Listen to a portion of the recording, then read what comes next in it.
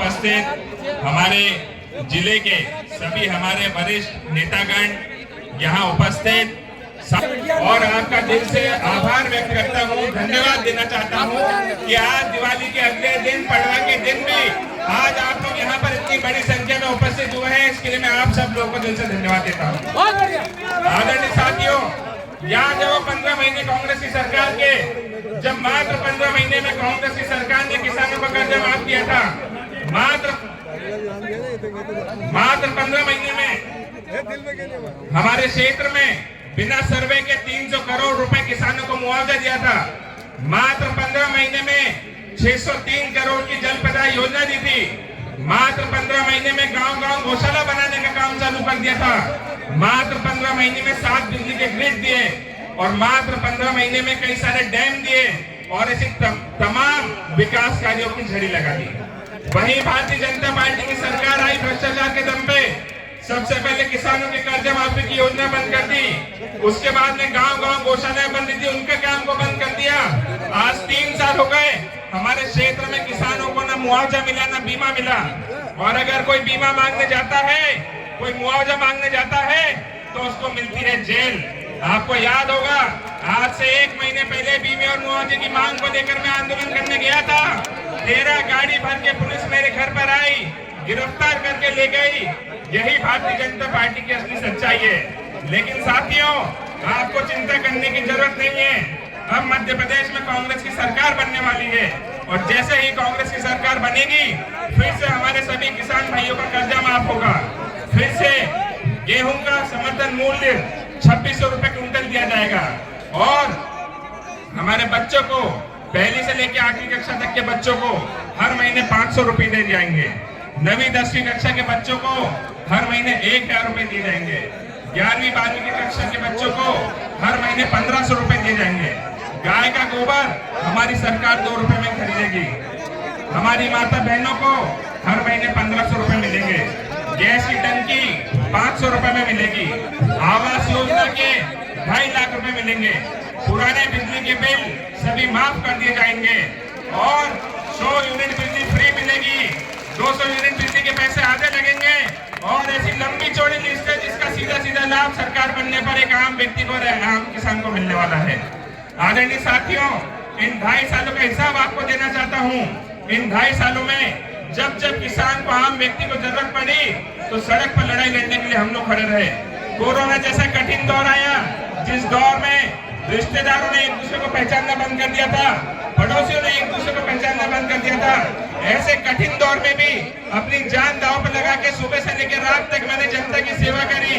जब संकट का दौर आया तो अपनी जान दांव पर लगाकर भी जनता की सेवा करने में पीछे नहीं हटा।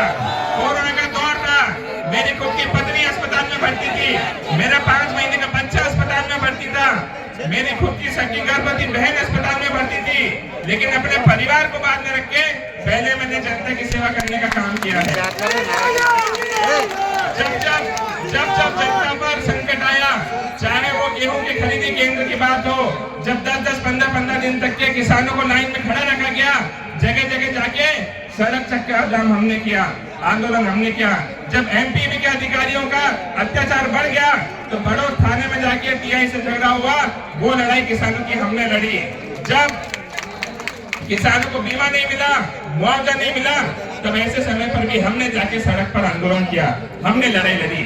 लेकिन साथियों, ये भारतीय जनता पार्टी के नेता चुनाव में वोट मांगने आते हैं, लेकिन चुनाव के बाद में जब जनता को आवश्यकता पड़ी है, जनता के ऊपर कोई संकट आया है, तब हर समय घर में आराम से कंबल ओढ़कर सोते रहे। और मुझे विधायक बनने के बाद मेरे ऊपर 4 प्रकरण दर्ज हुए, जेल गया, सजा हुई। क्या ये लड़ाई मेरी कोई निजी लड़ाई थी? क्या ये लड़ाई कोई मेरे व्यक्तिगत जमीन जायदाद की लड़ाई थी? नहीं, ये लड़ाई थी आप लोग की लड़ाई थी, आगर की जनता की लड़ाई थी, किसान भाइयों की लड़ाई थी। और ये लड़ाई मैं अपनी अंतिम सांस तक के लड़ता रहूंगा। जनता की लड़ाई लड़ने में पीछे नहीं हटूंगा, ये मैं आप लोग को वादा कर रहा हूँ।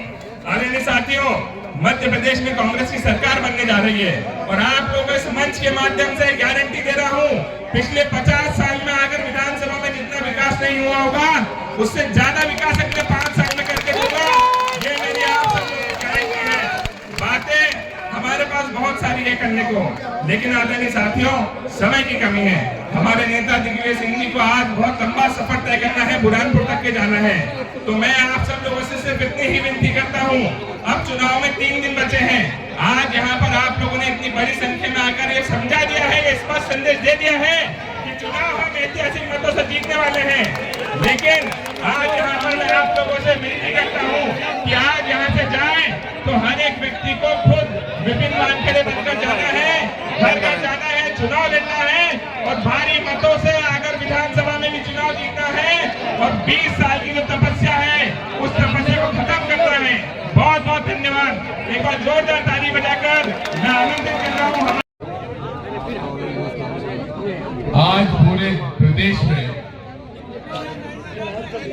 जनता बदलाव चाहती है, भाजपा को हराना चाहती है। मैं जो बात कह रहा हूं आप उससे सहमत हैं कि नहीं है? पूरे प्रदेश में माहौल भारतीय जनता पार्टी को हराने का है।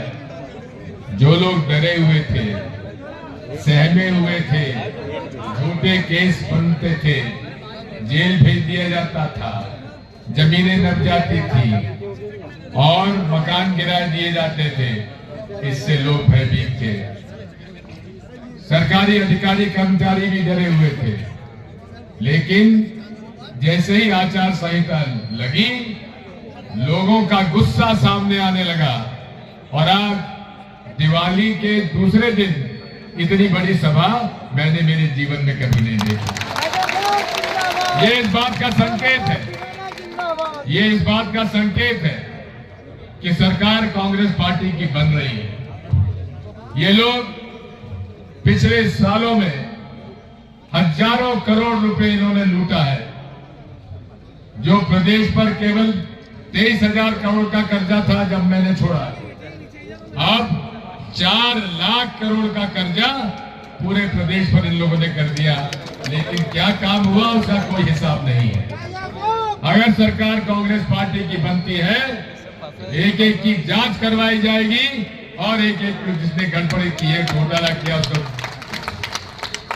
सबक सिखाया जाएगा। हर चीज में घोटाला, भर्ती में घोटाला, कंट्रोल की दुकान में घोटाला, बच्चों के कुपोषण आहार में घोटाला, मिड डे मील में घोटाला, हर चीज में घोटाला। और पूरा जो प्रशासन था वो पूरे तरीके से भ्रष्टाचार में डूब चुका था। क्या क्या हमारे वचन पत्र में मुद्दे हैं, ये बताया है आपके विपिन वानखेड़े जी ने। वचन पत्र आप लोगों के पास पहुंचा कि नहीं पहुंचा, जरा बताइए। सबके पास पहुंच गया, इसलिए बताने की जरूरत नहीं है। अब यही है, वचन पत्र को पूरा कराने की जिम्मेदारी कमलनाथ जी की है, दिग्विजय सिंह की है और हम सब की है जो कांग्रेस पार्टी के लिए वोट मांग रहे हैं। इसलिए साथियों, मैं हमारी बहनों से भी निवेदन करना चाहता हूं, हमारे अनुसूचित जाति जनजाति के लोगों से भी अनुरोध करना चाहता हूं।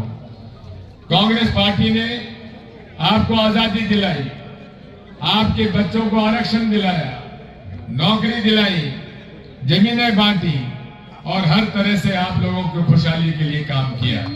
मैं आज इस अवसर पर आपसे यही कहना चाहता हूं, लोकतंत्र का मतलब होता है बदलाव और बदलाव से ही हमारा लोकतंत्र मजबूत होगा। इसी बात को मैं कहने के लिए आपसे आया हूं। विपिन हमारा बेटा समान है और मेहनत करता है, आपकी लड़ाई लड़ता है।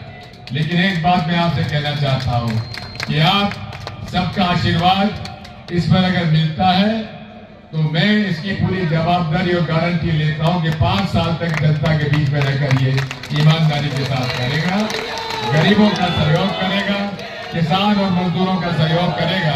ये मैं आपसे कहने आया हूं। आप सबको मेरी ओर से दीपावली की हार्दिक शुभकामनाएं। कल भाई दूज है, भाई दूज की भी आप सबको मेरी हार्दिक शुभकामनाएं। मैं ज्यादा समय नहीं ले पा रहा हूं, जब भी फुर्सत मिलेगी चुनाव के बाद, जब आप जिता के भेजेंगे और सरकार कांग्रेस पार्टी की बनेगी तो फुर्सत से आकर आप सबसे बातचीत करेंगे, चर्चा करेंगे और पंचायती राज फिर से लाया जाएगा। सरपंचों को, जनपद अध्यक्षों को, जिला परिषद अध्यक्षों को, सदस्यों को अधिकार दिया जाएगा। मैं आपको इस बात की गारंटी देता हूं। आप सबको बहुत बहुत धन्यवाद। भारत माता की जय हिंद।